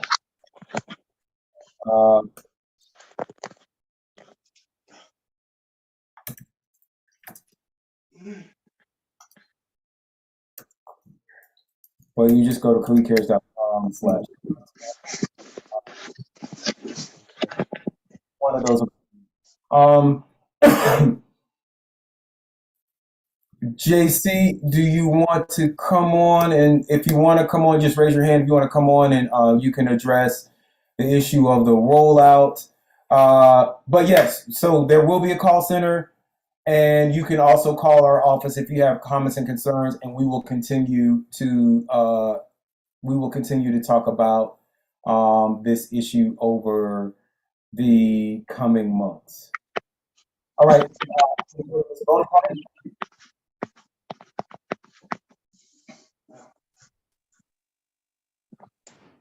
Hi again. A couple of questions, and Connie brought out something that I had not thought about. First of all, and I put it in the chat, is there a way to have the recycling from a separate company, either GCF, whoever we're using now, or the new company coming up? What would be the cost to start having the recycling? And who's this contract? How do we see it? Who's working on it? Is that the city council working on the contract? No, the city attorney is working. So our attorneys are working with their attorneys on the contract. And when it is ready, it is a public document. You can file an open records request and get it, or it will just be on the next council meeting agenda. Before it's voted on.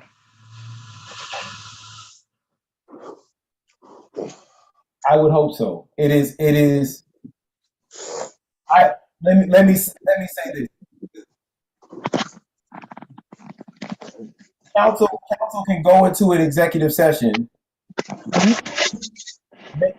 a contract and then come out and vote on it. But I will not sign, as mayor, this is my pledge to you, I will not sign any contract that you all have not seen. Right? Okay. I want to make sure that you all have seen the contract and can review it and can comment on it before we commit your tax dollars to it. Okay.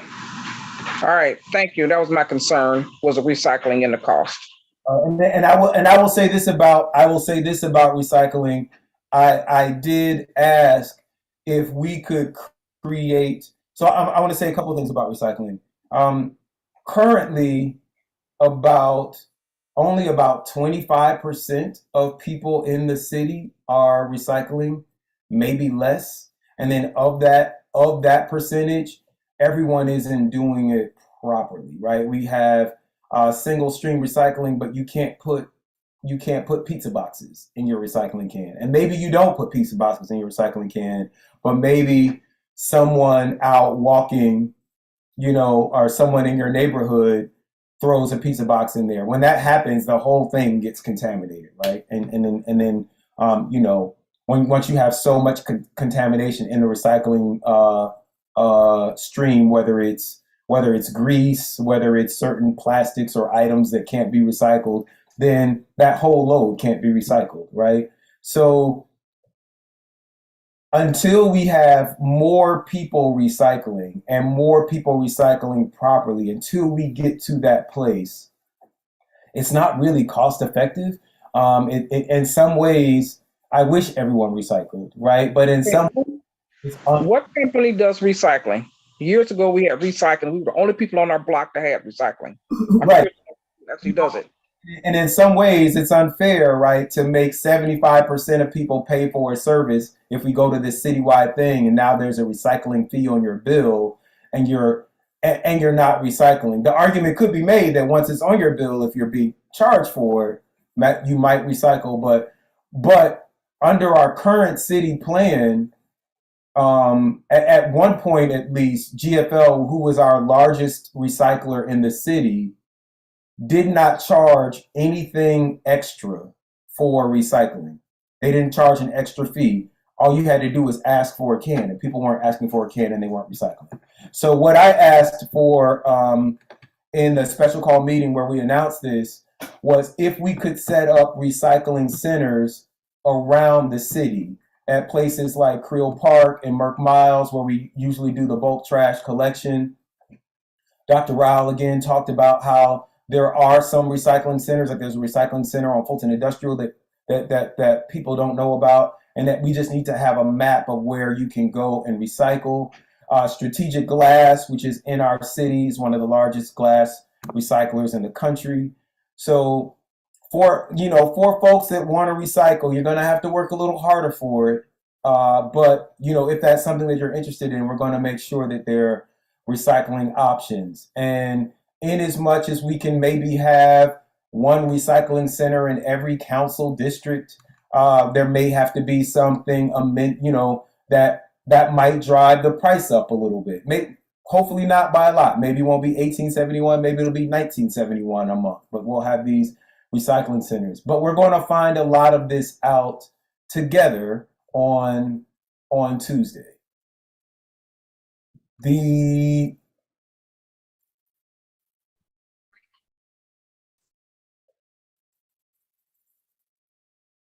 I think those are all the questions that I see. So I'm going to go to this. I'm a final person who has their hand raised. Mr. Freeman.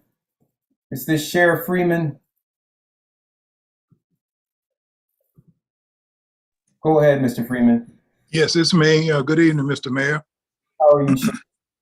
Doing all right. How are you doing?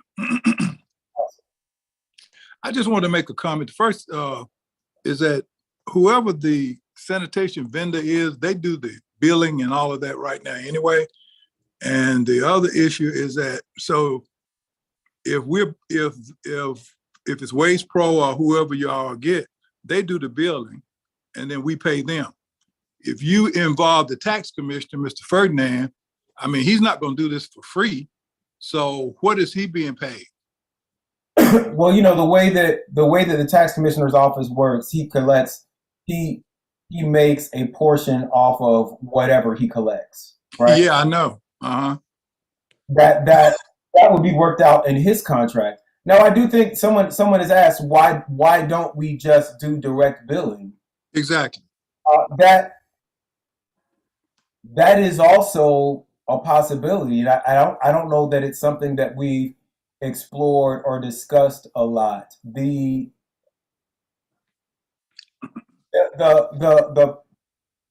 precept is that Arthur Ferdinand has this 99% collection rate.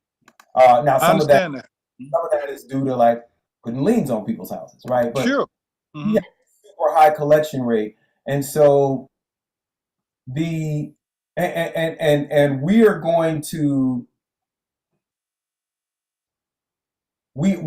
see this. So I don't want to say I don't want to misspeak, and I don't want to say anything alarming. But my understanding of the contract is, as a city, we are entering into a contract with Waste Pro.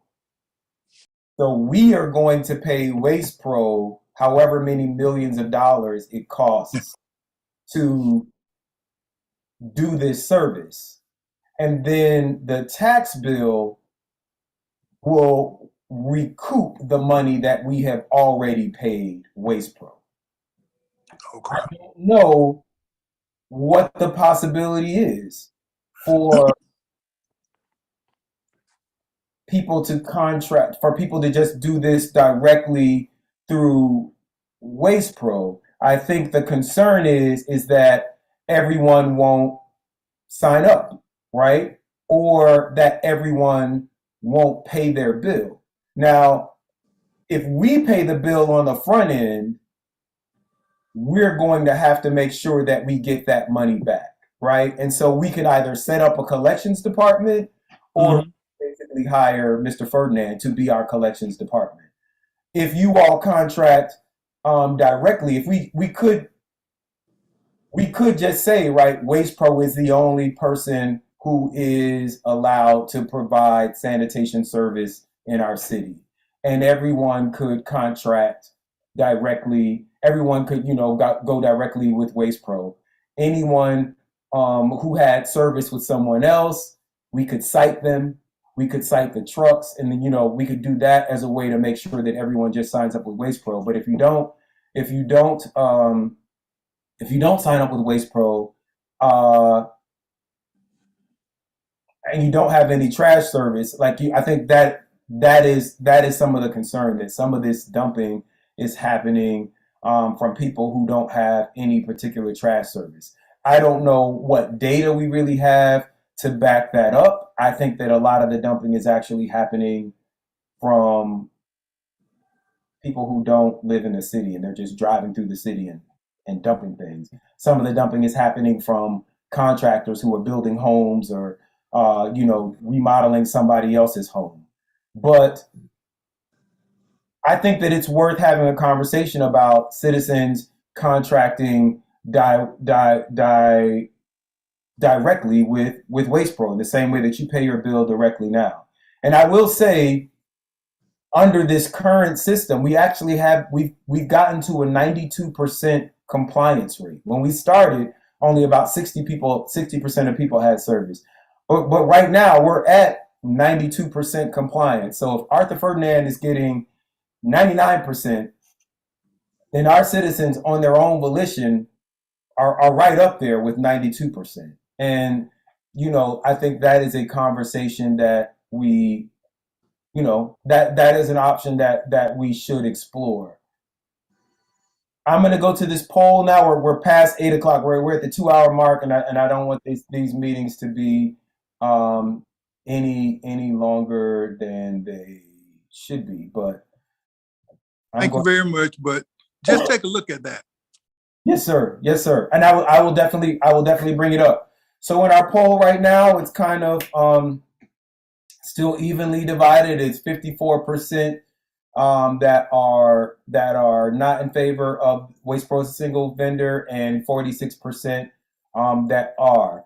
I would like to ask, people are still filling the poll out, but I would like to just ask if there is someone that is in favor of this service and in favor of Waste Pro. So you're either in favor of Waste Pro being the single provider, or you're just in favor of the single provider service. I want to make sure that we hear from all sides. If there's someone that is in favor of it that would like to speak up now, please raise your hand.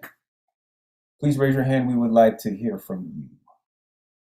Speak now, or not forever hold your peace. You can speak up at our council meeting. So I don't see anyone. I'm going to remind everyone again to text the word Fulton to 33777. You will sign up. That'll sign you up for my newsletter. We will get the most up-to-date agenda hopefully with contracts with both sanitation and our court lease. We'll get those out to you. We'll also send you a text alert when the meeting starts at 6. Again, if you want to talk if you want to come to the meetings, our work session starts at 4 o'clock. But if you're only interested in making public comment, you don't have to come until about 6 or 6:30 to make your public comment for our 7 o'clock meeting. And if you want to make a public comment at our zoning hearing, which will start at 6 o'clock, we ask you to come around 5:30 to make your comments for the 6 o'clock for the 6 o'clock zoning hearing. But again, we welcome you to come at 4 o'clock and be there with us for the whole evening. Have an evening with America's most exciting city council. Before we close, I did say that I would allow Miss our city our representative, if she is still on, if she had a comment, any comments or announcements that she wanted to make for District 6.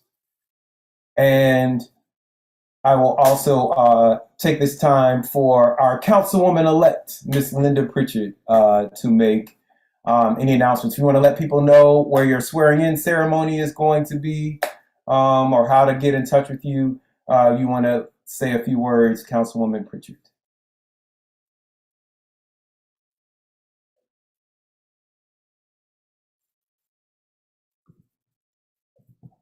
All right.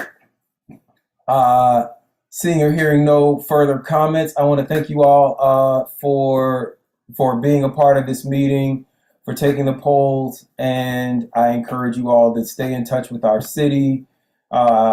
Visit the city website, read that sanitation, read the sanitation information that we have. We're going to keep updating that as well, and enjoy the rest of your evening. South Fulton forever. I want to do one thing. I want everybody to turn on their mics. Everybody turn on their mics, turn on their mics.